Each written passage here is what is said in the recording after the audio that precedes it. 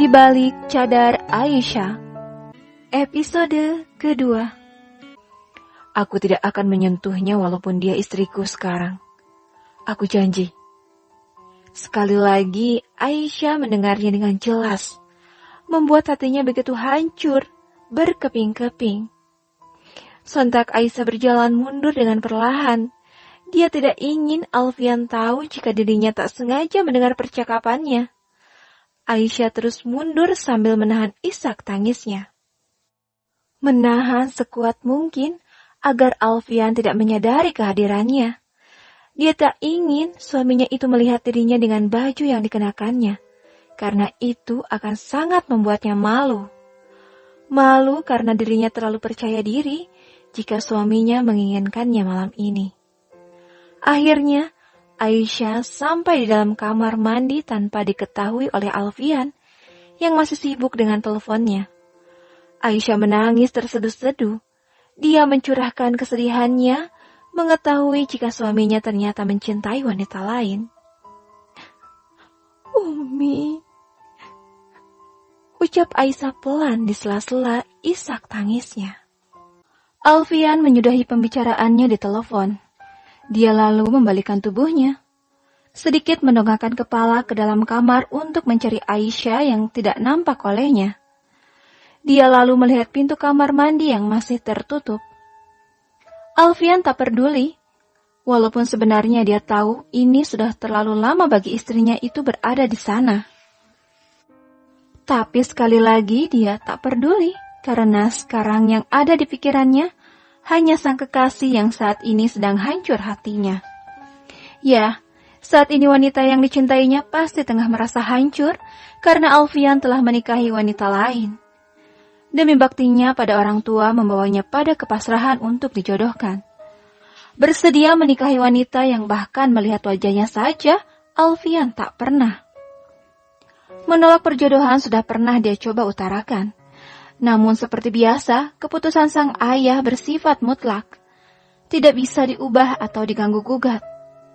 Alfian ingin sekali memberontak, tapi lagi-lagi rasa baktinya mengalahkan gejolak penolakan di hatinya. Hingga kepasrahan menjadi titik terakhirnya menerima perjodohan paksa ini. Padahal bukan wanita ini yang dia inginkan. Ada wanita lain. Ya, wanita lain yang sangat dicintainya yang sebenarnya dia ingin untuk menjadi pendampingnya seumur hidupnya. Alfian mendengar pintu kamar mandi terbuka. Wanita itu akhirnya keluar juga, pikirnya. Alfian tersenyum kecut ketika dia melirik Aisyah keluar dengan pakaian syar'i lengkap dengan cadarnya. Cadar. Alfian menggeleng-gelengkan kepalanya, melihat Aisyah tetap memakai cadar di malam hari seperti ini. Bahkan di dalam kamar, di saat tidak ada orang lain selain dirinya, yang notabene-nya kini adalah suaminya.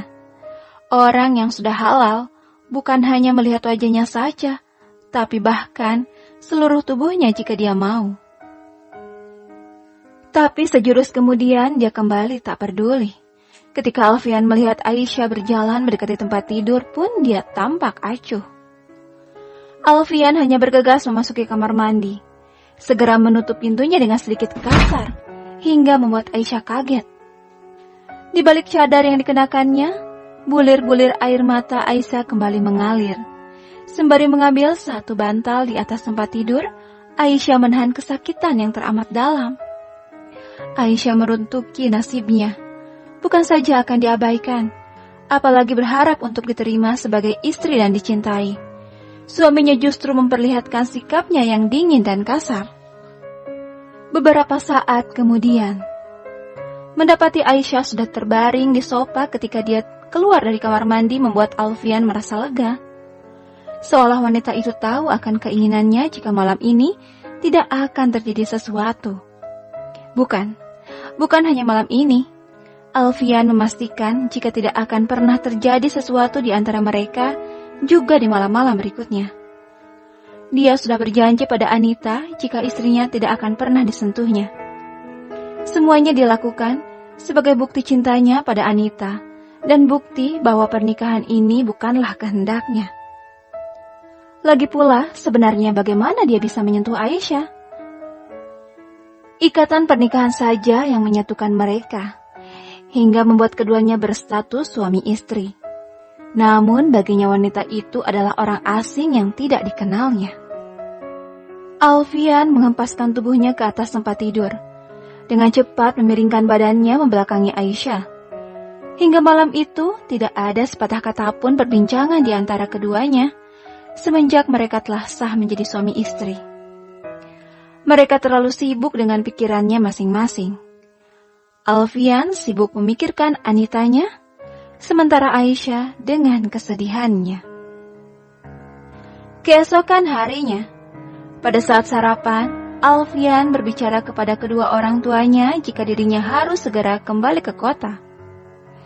Tentu saja, orang tuanya kaget karena sepengetahuan mereka masa cuti putranya belum habis.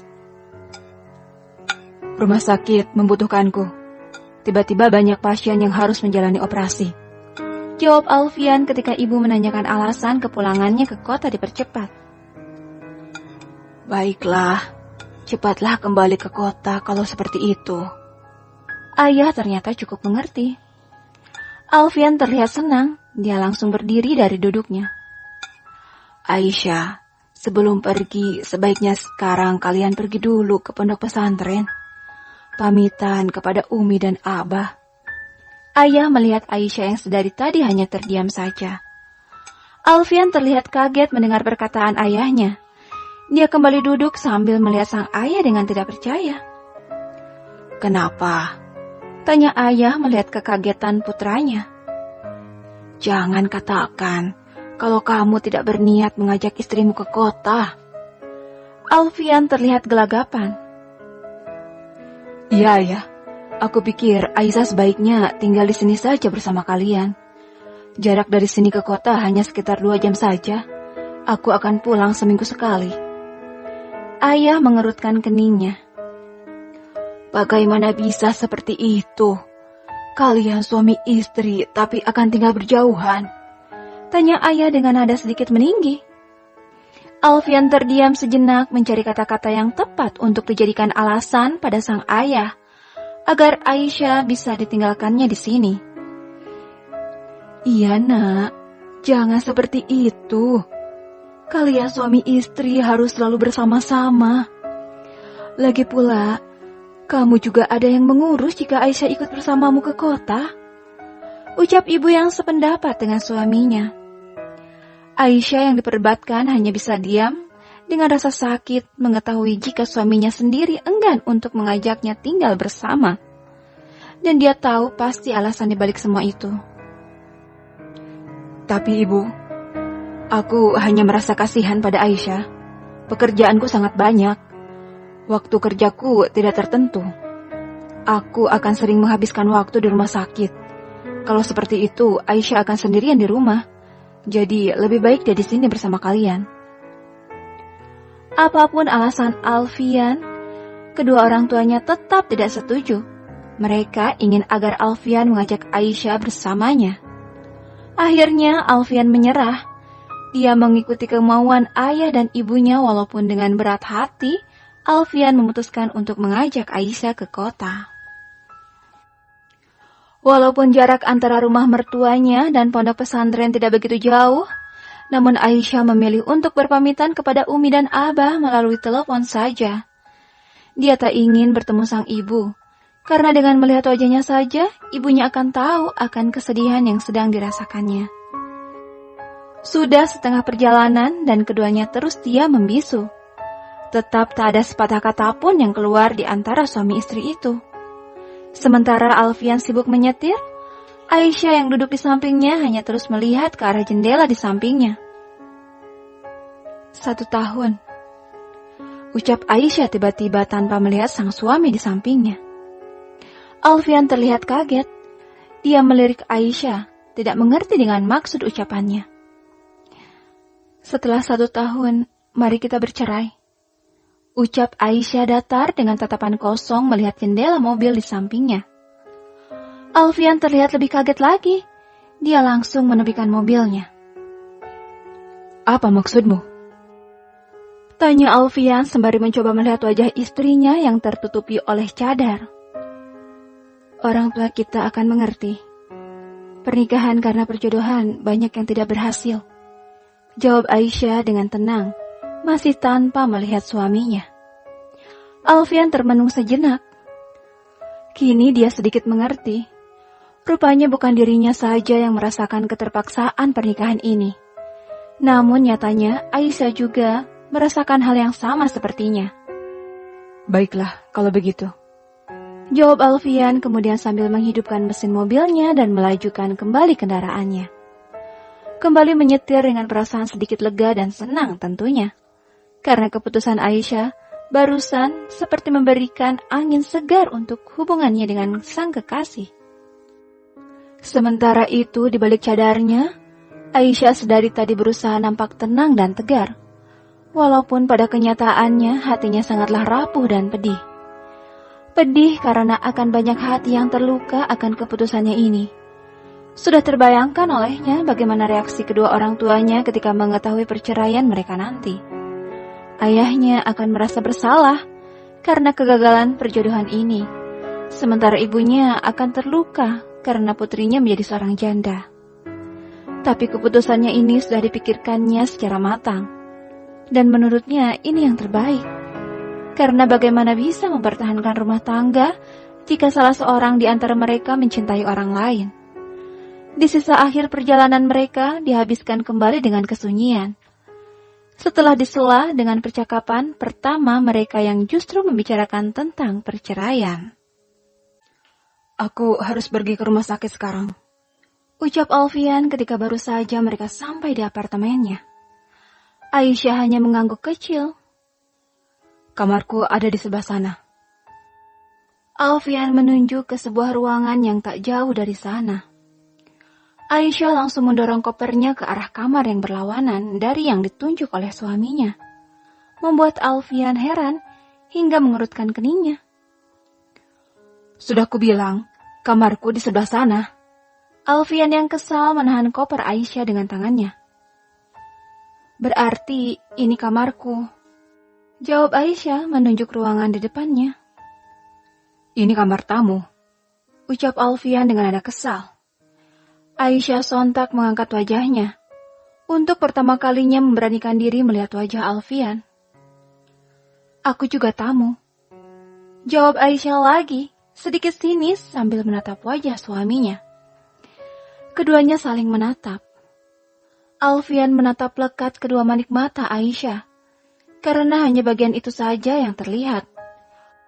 Sorot matanya indah dan menyejukkan, tapi terlihat sayu dan sembab, serta memancarkan sejuta kesedihan. Kita tak mungkin berbagi kamar, kan? Tanya Aisyah dengan suara bergetar karena menahan tangisnya. Alfian semakin menatap lekat mata sendu Aisyah yang kini berkaca-kaca. Tidak. Jawab Alfian sambil mengalihkan pandangan ke arah lain, karena entah mengapa dia merasa tidak tahan melihat mata Aisyah yang kini tergenang air mata. Aisyah kembali mendorong kopernya untuk memasuki kamar di depannya, sementara Alfian hanya memperhatikannya dari belakang, hingga istrinya itu menghilang di balik pintu. Tapi Alfian masih terpaku berdiri di sana, hingga dia mendengar Aisyah mengunci pintu dari dalam. Apa sebegitu menyakitkankah pernikahan ini baginya? Gumam Alfian dalam hatinya. Ketika laki-laki mengucapkan, "Saya terima nikahnya," pada suatu akad nikah, berarti dia mengatakan bahwa saya siap menerima tanggung jawab untuk melayani istri saya, melindungi serta mencintainya. Aisyah menghentikan ketikannya, membaca ulang kata per kata dari kalimat yang telah dia tulis di laptopnya. Dia lalu menghempaskan tubuhnya pada sandaran kursi, menarik nafas dalam-dalam, lalu membuangnya perlahan sambil terus mengejek kembali tulisannya. Menulis sudah menjadi hobinya dari kecil. Beberapa tahun yang lalu dia mulai menyalurkan hobinya menulis di blog. Menulis beberapa artikel yang kebanyakan mengenai kajian Islam tentang wanita muslimah.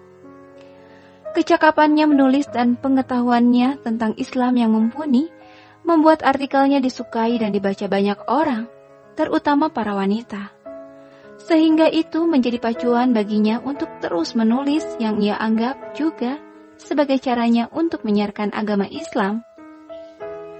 Menjelang pernikahannya kemarin, Aisyah mulai menulis tentang makna dari pernikahan, mulai dari ta'aruf dan istri soleha. Karenanya, secara teori, Aisyah tahu persis kewajiban dan haknya sebagai seorang istri.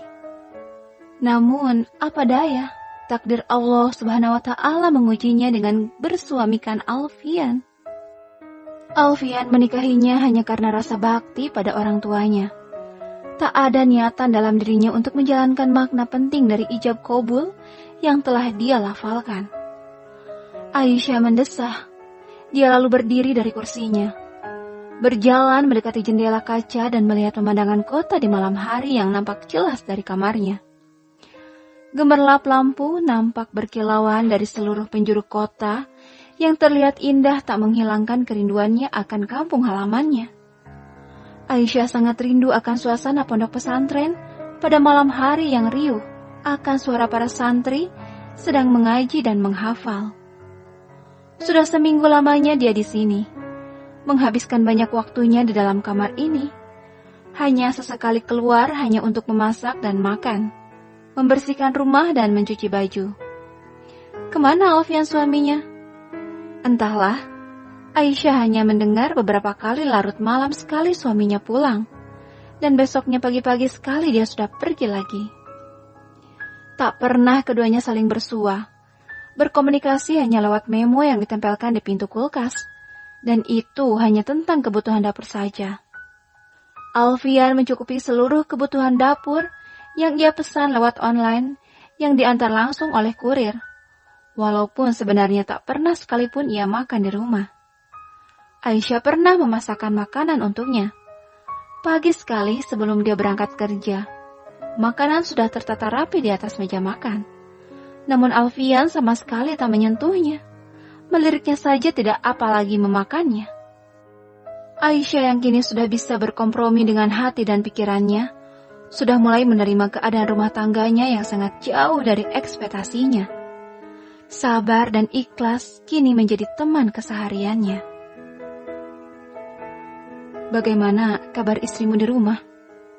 Tanya Anita membuat Alfian yang sedang makan langsung tersedak. Anita memberikan Alfian yang sedang terbatuk-batuk segelas air minum. Aku tidak tahu, jawab Alfian setelah minum. Kenapa tiba-tiba menanyakannya? Tanya Alfian menatap Anita. Anita tersenyum. Tidak apa-apa, aku hanya ingin tahu saja. Alfian menyimpan sendok, sepertinya dia sudah tak berselera untuk melanjutkan makannya. Bersabarlah, ini hanya setahun, ucap Alfian sambil memegang tangan Anita. Anita mengangguk sambil tersenyum. Iya. Keduanya saling bertatapan mesra. Oh iya, apa kamu sama sekali belum pernah melihat wajahnya?